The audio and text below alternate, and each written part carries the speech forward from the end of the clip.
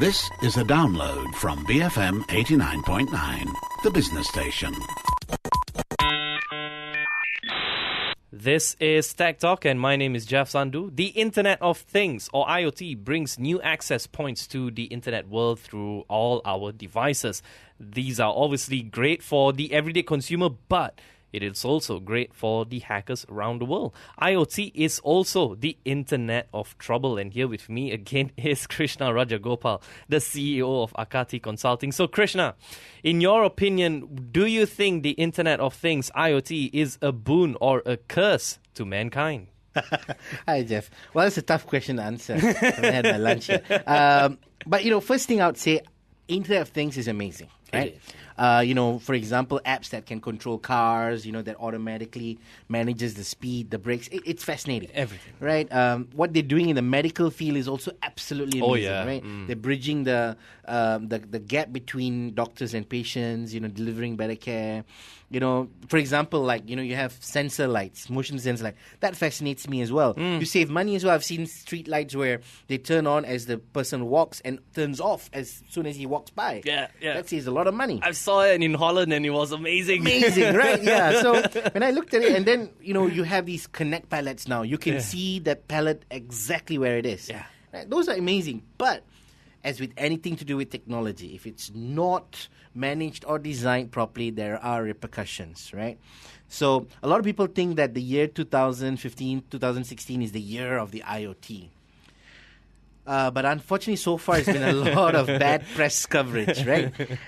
In fact, there's still 7 months to go. But then people like Kaspersky, for example, has even published a very critical article calling IoT as Internet of Crappy Things. Oh, God. Right? They've even gone that far. But, is it justified or is it just, FUD, fear, uncertainty, doubt? I think some of the problems are pretty real. And they boil down to some basic things, which hopefully we can, cover today. So what's the worst thing that could happen, or what's the biggest risk associated with Internet of Trouble? Well, the Internet trouble, when you look at it, in a lot of ways it is, because you're creating a vast new area of attack surfaces, right? Imagine, right? Let's think about this. Let's imagine you're going into an airplane. It's flying in a computer. You're flying in a computer. Then let's think about driverless cars. Now, airplane, driverless cars. Now let's think about smart locks connected with smartphones. Now, when you put them together, it's a little bit scary. We haven't seen a lot of attacks on consumer products yet. It's not public yet, but it is going to go. When everyone out there is going to have a connected door and a connected car, you're going to see this happening. And privacy is a major concern here. So that's the worst thing that can happen. We've already seen. Recently, we were doing a webinar. I was doing a webinar with a Russian company, and one of the things I mentioned there was how people actually stalk your baby by hacking into the baby monitors. Oh, wow. Right? Nowadays, baby monitors are so poorly protected. They use it and they actually stalk you. Wow. Right? And then they actually stalk the parents as well. And imagine if some creepy dude comes in and says hello in the middle of the night. That's scary. So privacy is a major issue, right? And then, of course, you got the technical side. Vulnerabilities are being discovered on a daily basis. And a lot of these are not being tackled seriously. So question is, are we taking a chance? Or are we there to deal with this seriously? So from the information security standpoint of view, what do you see as the key challenge then with the IoT in Internet of Things? If I summarize it, the first major concern I would see, Jeff, is collecting data ubiquitously.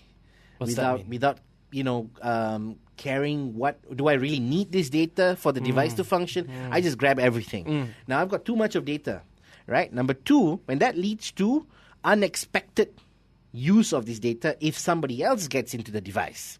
Now that leads to the third one, which is security risks. Now you talk about security risks. Imagine if you've got people trying to see the majority of startups or companies, Kickstarter, VCs in the Valley, and even Malaysia Magic, is that we're too hyped up about functionality and that alone.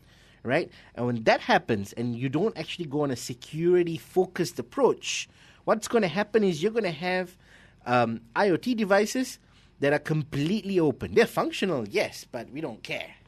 That's what happens when I speak to a lot of IoT developers, right? We don't care.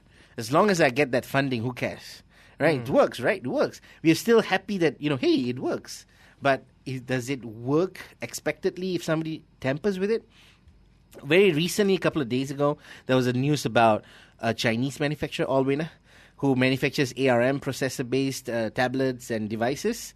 And you found out that they actually have a backdoor into the processor itself and the kernel, where if you actually write a code that sends a text that says root my device to a specific process, you get root access straight away. Wow. So IoT hardware is and will be a problem because that's one of the major scapegoats that developers always use. They say, we can't think about security. You know why? Because it's going to drain the battery of the device, or it's going to use up more processing power. So that's going to be a challenge factor. I'm speaking to Krishna Rajagopal, the CEO of AKATI Consulting, and we are talking about IoT, or better known as the Internet of Trouble. We'll be right back. BFM 89.9. Best for money. BFM 89.9.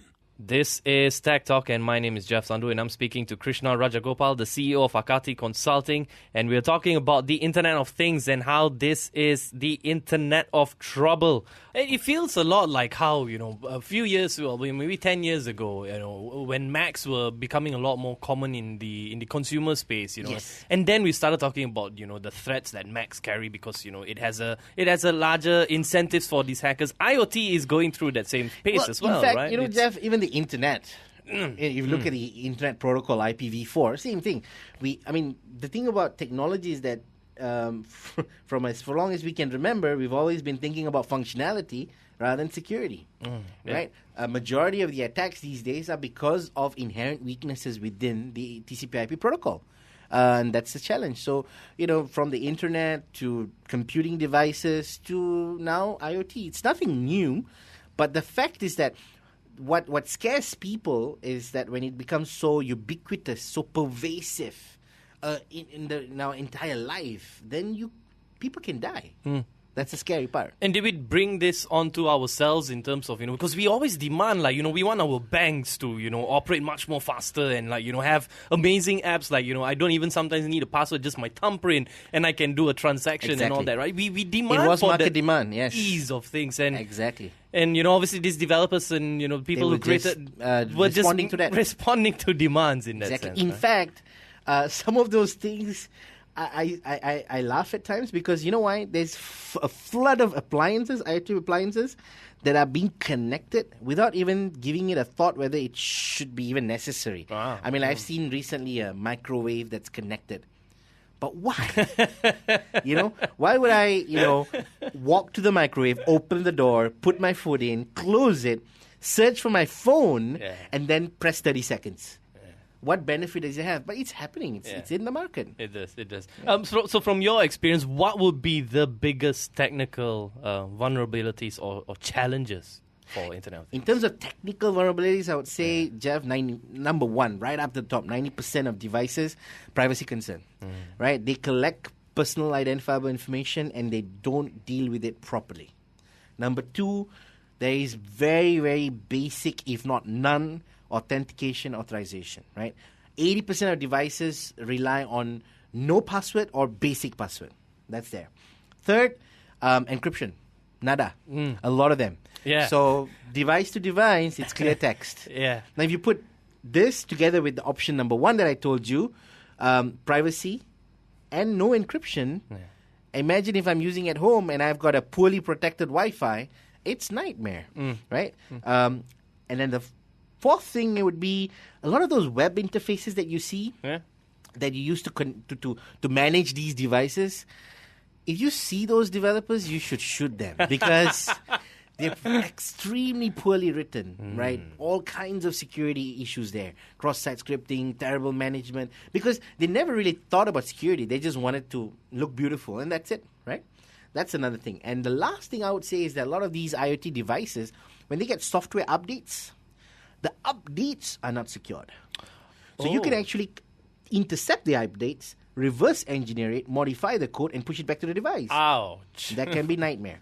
In fact, with a lot of those cars, that's what they did as well. So that's how they managed to take over those devices. So that can be, in a nutshell, those 5 areas, I would say, in terms of technical vulnerabilities. And the one that I really want to pick on is encryption. You mentioned about, it's very low. What's the state of encryption here in this part of the region? Are we really not doing encryption enough? And No. why? Is it difficult? Like, We just didn't care. it makes a lot of sense to do encryption, exactly, right? Like, exactly. I mean, even in the basic thing, I mean, people's laptops.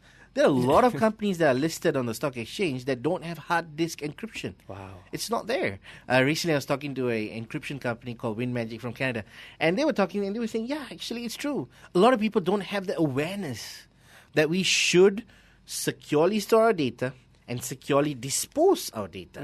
And that is basic 101. That a lot of people, we just take it for granted at times. now, so is there a reason then for us to sort of panic? Do we need to panic and start running around? Yeah. Well, I would always say if you want peace, then you should start preparing for war. From the developer's point of view, from the security, not from the security company, but developers, the IoT companies, they should start studying the threats, the potential threats that can happen on their device. That's first thing. Number 2, in terms of panic button, there could be at the point, because we are seeing some really scary close calls right now. But I would say the simple steps would be to emphasize security from day one of your development, right? What I mean by that is access control, right? Have a validation model, what you should use, what kind of data you should have and should not, right? Have identity management, right? Managing the identity of the person so it can't be hijacked. And have a secure middleware, because the biggest challenge is when data moves from one device to another. And then, of course, from the development perspective, your life cycle development, make sure it's future-proof, right? And make sure that you handle access control, authentication properly. I mean, come on. You wouldn't use basic passwords on your computer. Why would you want to do it on an IoT device that you develop, right? And always know your enemy and prepare for the worst. I mean, prepare for breaches. You should have an incident response. We recently spoke to a couple of IoT companies, and almost all of them didn't have an incident response plan in place. So if they were breached, they would just close up. And that was it. They would just close up. So for organizations and all, they really need to look at into, having a plan of, what happens when they get attacked, not, if they get attacked. Yes, because you really can't tell, there's no such thing as hack-proof these days, right? So you should always prepare for the worst. So having that plan in place is very important. Carrying out proper proactive security assessments, not just for the sake of compliance. I've said it many times, but still being done. We've had clients who come in and say, you know what, Krishna, you're good. Your company is good, but that's why we're not picking you. Because you're going to make us look bad to our management. So I'm like, okay, whatever. So a couple of months later, they get hacked. So So that mindset has to change. We have to go beyond just doing it for functionality and compliance. Then I think we don't have to be panicked. But for now, I think as a consumer, you got to be careful. Don't go on a connection spree and start because you really don't know. As an organization, especially, that is open endpoints that you're opening up, and you don't know where those threats are coming in. Right, that's a challenge. So I would say caution. Yeah. Well, at least the future is still bright, though, right? Very bright. We just need to be careful. We just have to be careful. And when the development perception changes towards IoT and security features are being brought in, then you would have a more robust industry, and that will be fine. All right. Yep. I've been speaking to Krishna Rajagopal, the CEO of AKATI Consulting, and we were talking about the IoT space, which is hopefully the Internet of Things and not the Internet of Trouble, like what we've been mentioning. This has been Tech Talk on BFM 89.9. Thank you for listening to this podcast. To find more great interviews, go to bfm.my or find us on iTunes. BFM 89.9, the business station.